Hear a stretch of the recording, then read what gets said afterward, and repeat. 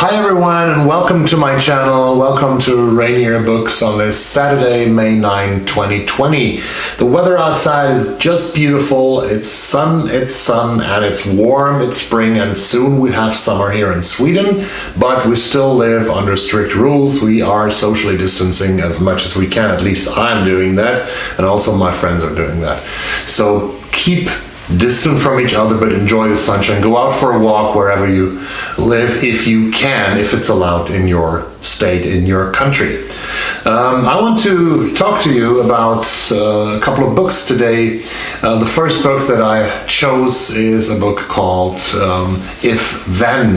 If Then is a book by Kate Hope Day. It's a debut novel that she published last year in the United States and in the United Kingdom.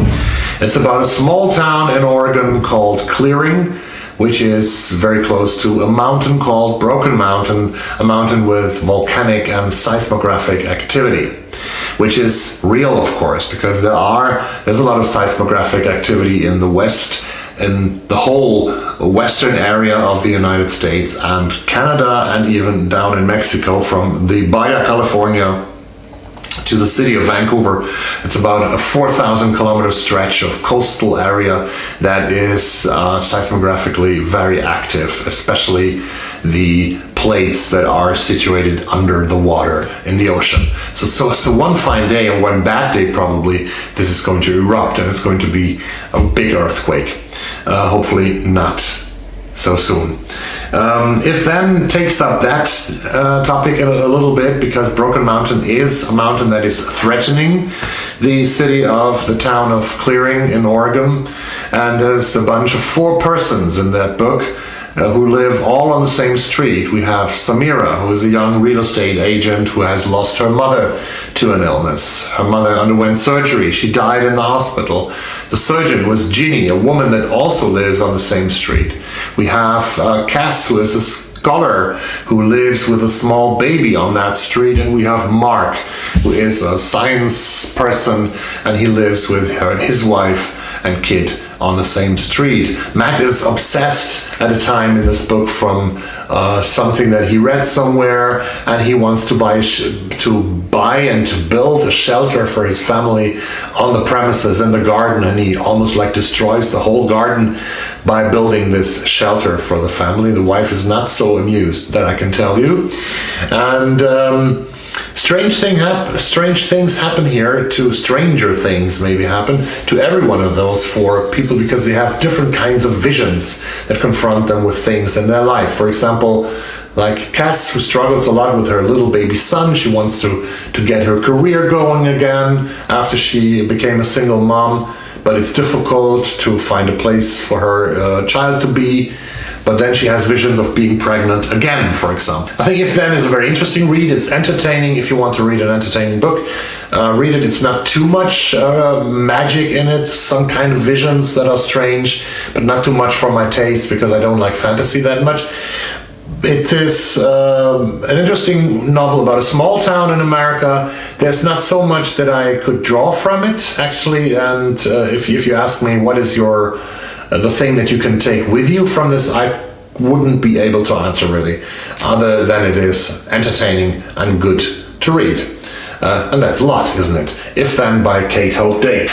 Amira is a young Afro-American woman. She lives in Philadelphia. She is in her early or mid-20s. She really doesn't know what she wants with her life yet. And her friends in her girlfriends group are 1 or 2 steps further than she is. They are studying beautiful subjects and important subjects that will give them great jobs in the future. They have husbands around the corner and plan to get married, but Amira still doesn't know what to do. She is working as a babysitter. She's the babysitter for a girl called Briar, and Briar is the daughter of Alex and Peter Chamberlain, an upper middle class white young couple who lives in a beautiful house.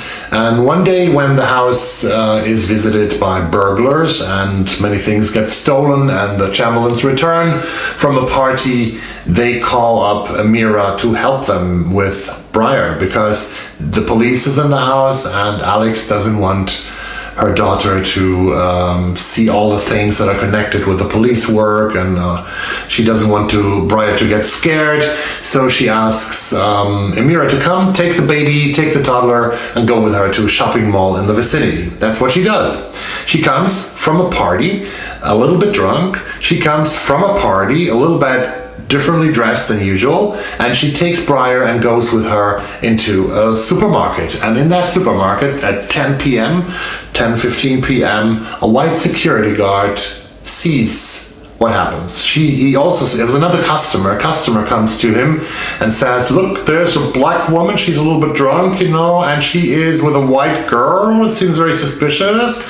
And what happens is the security guard goes to Amira and asks her, what are you doing? This child is apparently not your child. What are you doing with the child at 10:15 with a white child in the evening here in the supermarket?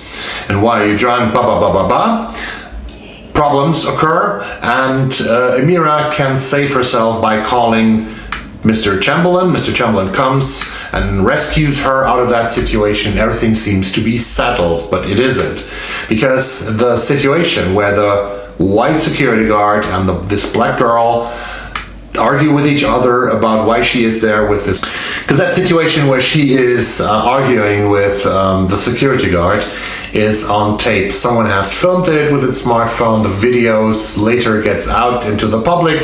It gets viral, and things start to happen that both changed the life for Amira and changed the life for the Chamberlain family.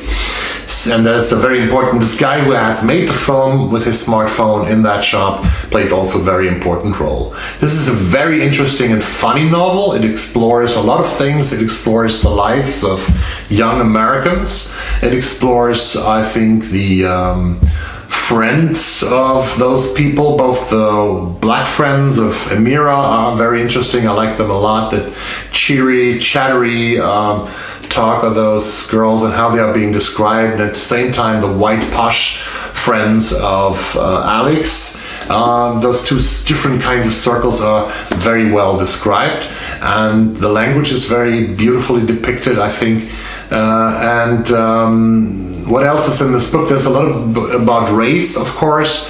Such a Fun Age has this race issue in a different way, because here we have Alex, who is the white, posh, middle-class, upper-middle-class blogger who wants to surround herself with Amira. She wants to be friends with Amira. She tries very hard to be friends with Amira, and whereas Amira sees the relationship to Alex as an employee-employer kind of relationship. But Amira's should be the friend of Alex, Alex thinks, because Alex can use her as some kind of accessoire for her life as a beautiful and rich white woman. It's always good to show your liberal values by having a black friend. That's something that lies also in that relationship. It's a very interesting novel written by Kiley Reid. Kiley Reid is actually the second already alumna of the Iowa Writers Workshop that I'm dealing with in my booktube here, because the first one, you remember from the first video, was Xia Lin with her beautiful novel The Unpassing, also a debut that was released last year. And even Kiley has gone to the Iowa Writer Workshop in Iowa City in Iowa. Second book, thumbs up, read Kiley Reid. Sounds beautiful, doesn't it? The third one is, oh my god, this is really good. This is really good stuff. I mean, probably the best book of those three yet, but I'm not giving any comments, I'm not giving any stars, I'm not giving any marks for books. I just tell you if I like it or if I don't like it. But this is really super smart. It is another debut, the third debut, isn't that impossible? The third debut today is a book by Nafissa Thompson-Spires. It's called Heads of the Colored People. Heads of the Colored People by Nafissa Thompson-Spires. Actually, I think I wrote her something on Twitter and she responded to it, and I was so happy last year. Whatever. Nafissa is a great author. She has written 12 short stories in that book. Short stories are what we're talking about here. It seems to be a genre that's coming back, because I see more and more short stories recently, which makes me really glad. And I like it, because the short story is a beautiful genre. but a very difficult genre as well. And she is really doing a fantastic job. I would have said another word, but I'm not supposed to say it here, otherwise it would get beeped away. Heads of the Colored People by Nafissa Thompson-Spires. What is it about? It's about black people, mostly black people, middle class to upper middle class Afro-American people. And those people who have struggled, but who have actually good jobs, who have gotten good education, and who live a little bit better life than many other people of color in the United States. Those people, and they have different issues. And one story that I really, really love in that book is the exchange of letters between two women. They're talking about their respective daughters. And this story is called Lettres, the letters, French. And two women writing letters about their daughters where they are blaming the respective other daughter for bad things that happened to the to their own daughter. I'll give you one short quotation from the quote from that book, from that letter that they're writing. This is October 18, 1991. Lucinda, I'm beginning to think you are insane. There's absolutely no way that Fatima called Christiana's grandma, may she rest in peace, the B word, nor did she call her a bitch. And I'm sure she never said, I'm glad she's dead. We don't expose Fatima in bad language, to bad language. Our child is not the one who brags about killing hamsters and putting them on roller coasters to see if their eyes pop out.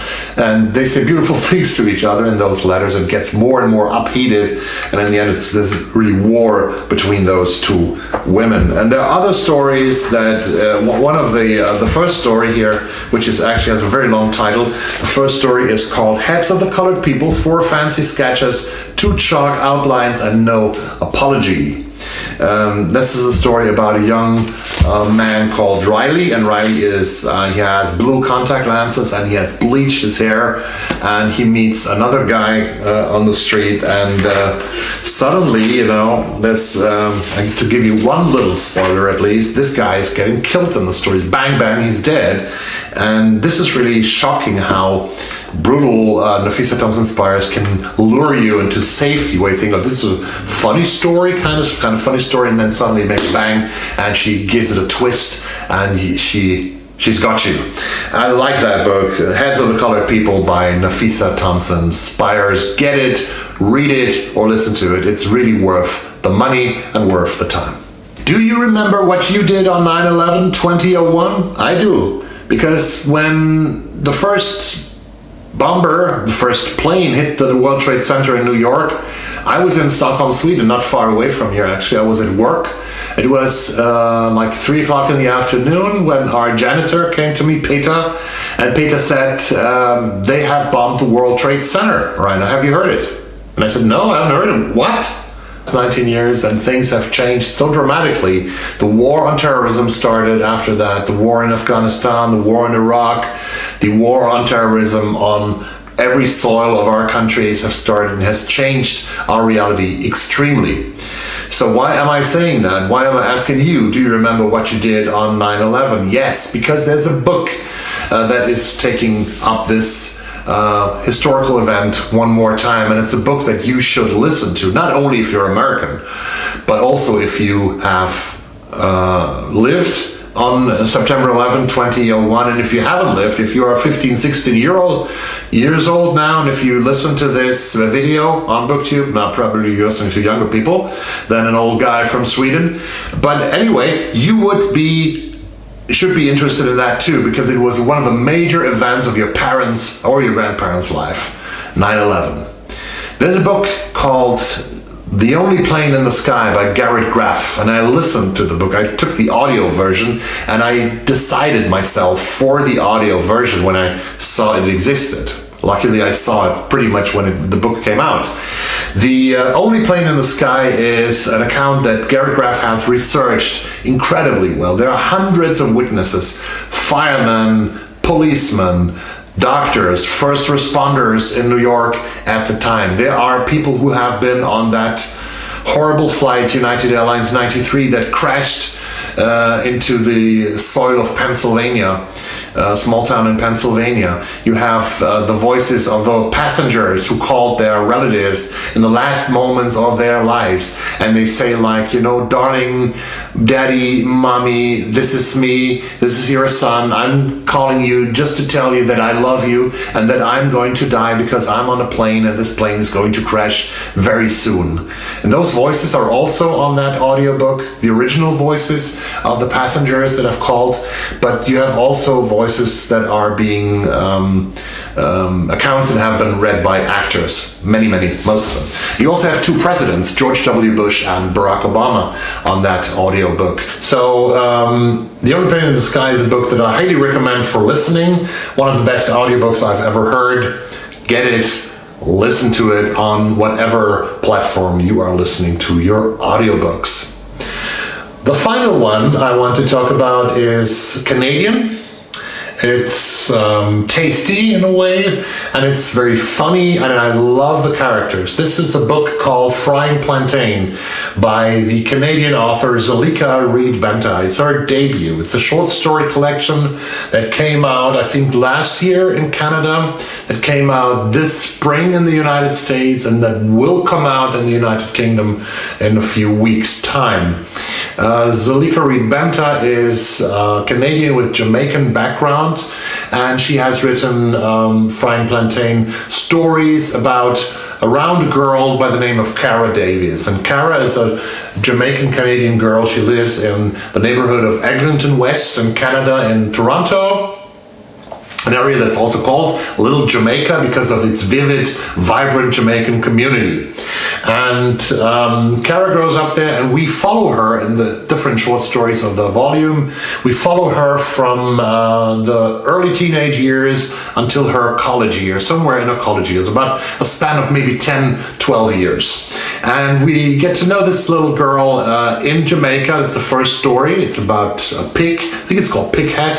It's about the moment when she goes to Jamaica with her mother to visit the relatives in Jamaica, and she opens up a refrigerator and she sees this dismembered pig head inside the refrigerator, and she gets a big shock. She runs to the cousins and says, my God, there's a pig head in the refrigerator. And they say, just, oh, come on, that's nothing special, you know, that's the way we do it, something like that. And they say to her, you are Canadian, you are so soft and that you can't stand it. It's quite normal here. It's not true. I mean, she makes up a little bit of the story, and she tells the story to her Canadian teenage friends to impress them, to become a member of their gang. We meet Cara, and we see Cara in this book in several situations with her mother. The mother is very strict and very rigid because she wants to make it possible for Cara to live a good life, not the same life that she has or had to live as a mother. She was 16 or 17 years old when a boy lured her into sexual intercourse, and she got pregnant, and she got Cara, and all her plans of studies in college, of good education, of leaving Eglinton West, she had to leave behind because she had to take care of the baby as a single mom. And that's what she wants to avoid for Cara. And then we have the grandmother. Her name is Nana, the one with the big kitchen, the one who cooks so much, you know, that's where all the tasty stuff comes from, Frying Plantain. Actually, after I read that book, I went to a store here outside Stockholm in Skärholmen, and I bought some plantain, and I fried it, and the first time I really did not so well because it wasn't good. Then I waited more to get it more ripe and fried it in the pan, and it was really delicious. So Frying Plantain is a check. I could eat it again, actually.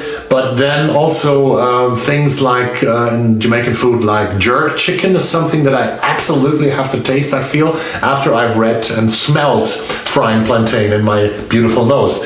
And That's something I'm definitely going to try in London. I told myself next time, because I've seen the advertisements, because you know, when I'm in London, several times a year actually, I've been to London in recent years, and I always visit the area of Elephant and Castle, which is the Afro-Caribbean part of London, of central London, and you have all these food shops with jerk chicken. I've seen it on the signs, I know it, but I've never eaten it. So I have to eat it next time, I promise. I will eat jerk chicken, and I have to do something for either my booktube or for the Instagram page. If you are a teacher in English, I highly recommend those stories even for your language classes, because I think it's great to see how Zalika is working with her character Cara Davies and all the other characters around Cara.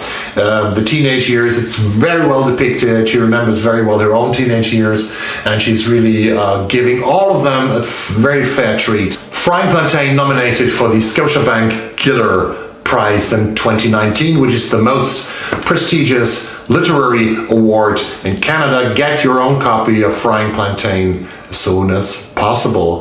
The author is writing a novel right now. So that was all about today, and I hope that you come back to the channel.